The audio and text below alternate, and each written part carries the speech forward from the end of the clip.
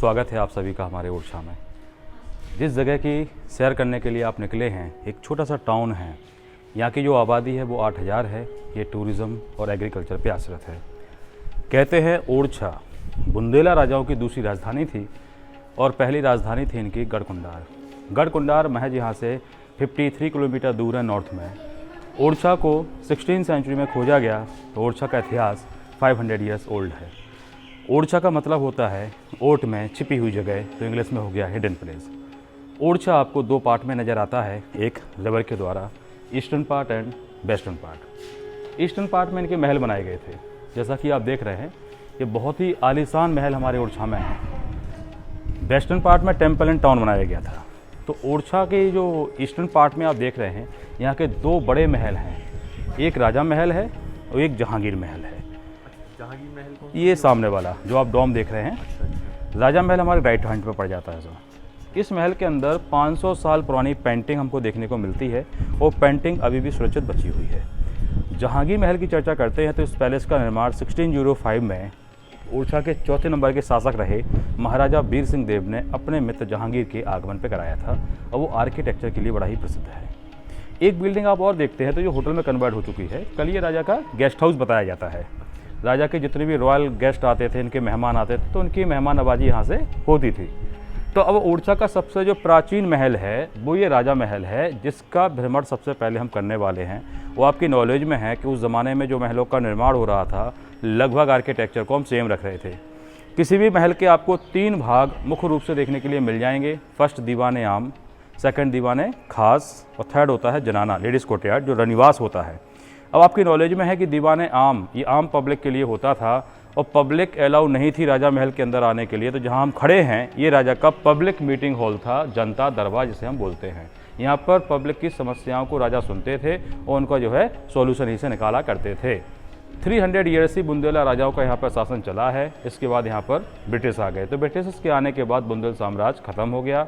इसके बाद राजा यहाँ से शिफ्ट हो गए टीकमगढ़। तो ओरछा बुंदेलखंड की सेकंड कैपिटल में आता है और सेकंड कैपिटल थी। फर्स्ट कैपिटल गढ़कुंडार जो मैंने आपको बताई थी, उसमें एक 11वीं सेंचुरी का बहुत ही बड़ा फोर्ट आपको देखने को मिल जाता है। लेकिन रास्ता थोड़ा सा दुर्गम है तो लोग वहाँ पर कम जाना ही पसंद करते हैं। तो कनेक्टिविटी के चलते जो है उसमें कोई जाता नहीं है। लेकिन हमारे ओरछा में बहुत सारे लोग आते हैं क्योंकि यहाँ की कनेक्टिविटी भी अच्छी है और यहाँ का रखरखाव भी महलों का बहुत अच्छा है। अब चलेंगे यहाँ पर राजा महल के अंदर की ओर। ये राजा महल का मेन गेट आप देख रहे हैं। जिस महल से हम प्रवेश करेंगे तो मुख्य द्वार पे ही हमारे केयरटेकर होते हैं जो टिकट चेक करते हैं। तो आप देख रहे हैं किस प्रकार से महल के अंदर आप प्रवेश कर रहे हैं। इसके लेफ्ट एंड राइट साइड में जो है अंदर जाने के रास्ते हैं। जैसे ही आप अंदर पहुंचते हैं एक बड़ा सा आंगन हमारी आंखों के सामने आता है। ये जेंट्स कोर्टयार्ड हुआ करता था और राजा का दीवाने खास ये सामने था, जो बड़ा सा हॉल आप देख रहे हैं। दीवाने खास का मतलब होता था राजा खास लोगों के साथ बैठ करके प्राइवेट मीटिंग करते थे फॉर द फ्यूचर प्लानिंग, कि भविष्य में हमें क्या करना है, हम कैसे अपनी रियासतों को और भी डेवलप कर सकेंगे। प्राइवेट मीटिंग वो सब कुछ होने के बाद राजा और मंत्री इसके सामने बने हॉल में जाके बैठ जाते थे फॉर द एंटरटेनमेंट।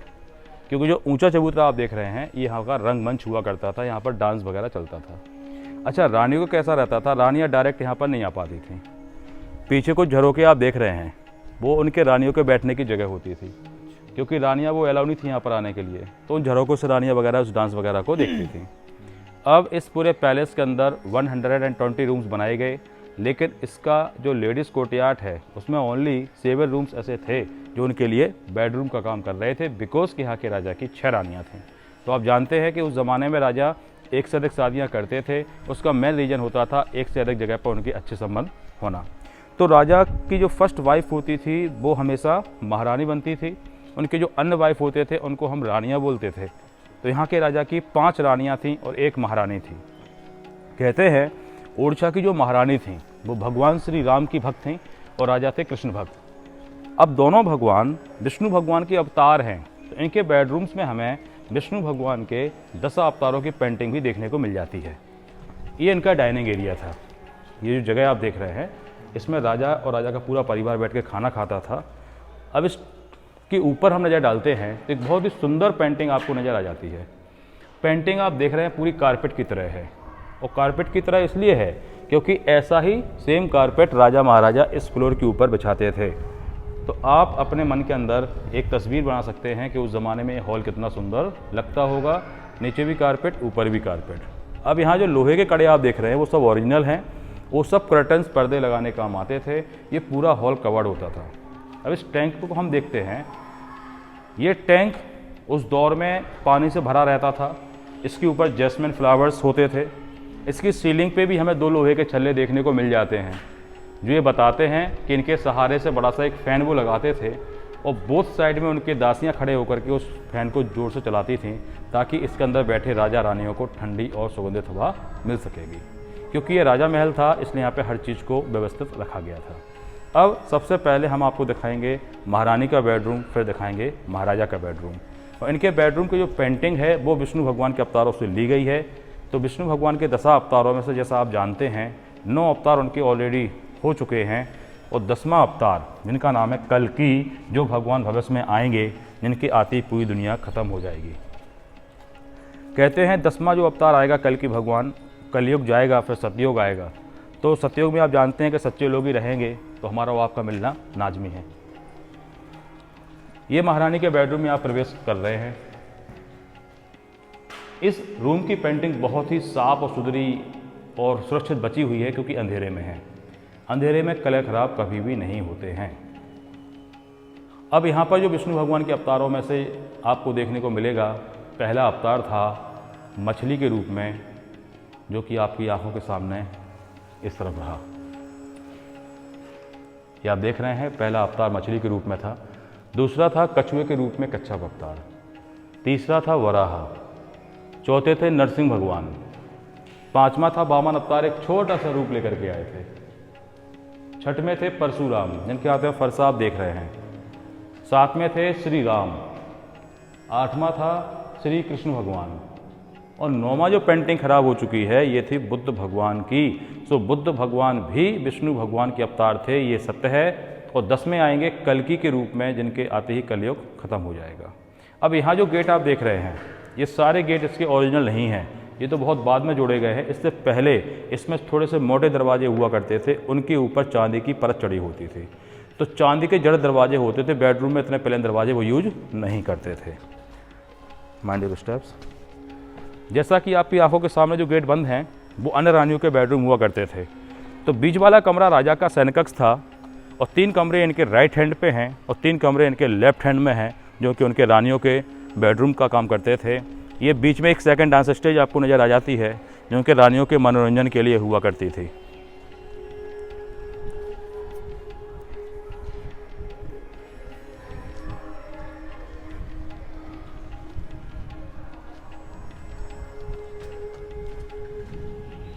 ये राजा के बेडरूम में हम प्रवेश कर रहे हैं। ये बेडरूम थोड़ा बड़ा है, क्योंकि राजा का था। सेम पेंटिंग है इसके अंदर, वही विष्णु भगवान के अवतारों की जो हमने महारानी के बेडरूम में देखी थी। ये पूरी बुंदेली आर्ट की पेंटिंग है, और सभी पेंटिंग में प्राकृतिक रंगों का उपयोग हुआ था। और प्राकृतिक रंग उस ज़माने में फूल पत्तियों से लिए जाते थे। अब यहाँ पर इनका शयन कक्ष था। ये स्लीपिंग पार्ट था। यहाँ के जो झरोके हैं, इनमें से हवा आ रही है। आप देख रहे हैं कि ये कैसा एयर कंडीशनर काम कर रहा है। ये खुफिया रास्ता था। ये नीचे जो आप देख रहे हैं बंद है जो अभी, ये खुफिया रास्ता हुआ करता था। और ये रास्ता ये नदी किनारे जाके खुलता था। वो राजा को भागने के लिए उस टाइम के लिए होता था कि राजा के ऊपर कोई अटैक कर देगा और राजा को सुरक्षित ही निकलना पड़ेगा, तो इस रास्तों से वो भाग जाते थे। अब यहाँ पर आपको गणेश भगवान की पेंटिंग एक नज़र आएगी। हमने जैसा कि आपको बताया था कि ओरछा के महाराजा की वो 6 रानियाँ थीं, 3 इस तरफ खड़ी हैं और 3 इस तरफ खड़ी हैं, जो गणेश भगवान की पूजा कर रही हैं। अब यहाँ जो आले आप देख रहे हैं, उन आलों में लैंप रखा करते थे वो लोग, और लैंप उसके पीछे मिरर होता था। तो मिरर से क्या रहता था कि रिफ्लेक्शन से ढेर सारा प्रकाश बाहर की तरफ उनका आता था। आई इसी क्रम में हम आपको इसका टॉयलेट भी दिखाने वाले हैं, क्योंकि काफ़ी सारे महल लोग घूम के आते हैं। काफ़ी लोगों का हमसे क्वेश्चन भी रहता है कि राजा वगैरह का संडास कहाँ होता था। तो इस महल में प्रॉपर उनका जो है बाथरूम और संडास बना हुआ है। जो कि हम दिखाएंगे आपको। एक मोस्ट इम्पोर्टेंट पार्ट होता है किसी भी महल का, उसका संडास। 1531 के टॉयलेट यहाँ पर अभी भी सुरक्षित बचे हुए हैं, तो लोगों को समझ में आता है कि राजा महाराजा शौच क्रिया के लिए भी बाहर नहीं जाते थे। प्रॉपर ड्रेनेज सिस्टम ही नीचे बना हुआ है। इस महल का 1 इंच भी पानी जमा कहीं नहीं होता था, पूरा पानी इन्हीं रास्तों से बाहर निकलता था। ये जो राइट हैंड पे आप देख रहे हैं, प्लीज़ कम, ये इनके नहाने धोने की जगह होती थी। अब अभी आप देखेंगे यहाँ पर 3 टैंक्स आपको नज़र आएंगे। तो कहते हैं कि पहला जो टैंक है वो उनके ठंडे पानी के लिए था, और दूसरा जो टैंक आप देख रहे हैं वो गर्म पानी के लिए था। आप थोड़ा और नज़र डालेंगे इसमें तो एक कढ़ाई आपको नज़र आएगी। इस कढ़ाई के नीचे प्रॉपर एक भट्टी बनी है जिसमें लकड़ियाँ डाल के वो आग लगाते थे, तो इस प्रकार से यहाँ पर गर्म पानी होता था। तीसरा टैंक उनका सेंटेड वाटर के लिए था, सुगंधित फूलों का अक्र इसमें मिलाते थे। अब यहाँ पर एक रूम है जो कि गेट है, बंद है अभी।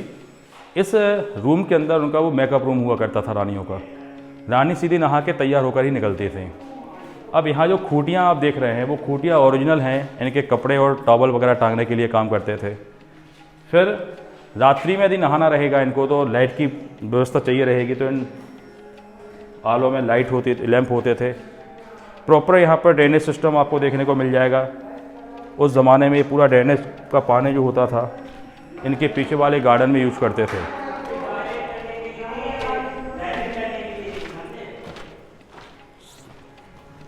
ये पूरा इनका जो है टॉयलेट बने हुए हैं।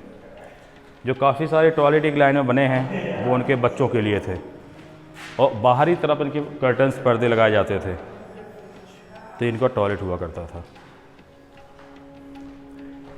लेकिन राजा के लिए एक सेपरेट टॉयलेट होता था जो इस रूम के अंदर जा कर के है। राजा के लिए एक पर्सनल टॉयलेट था।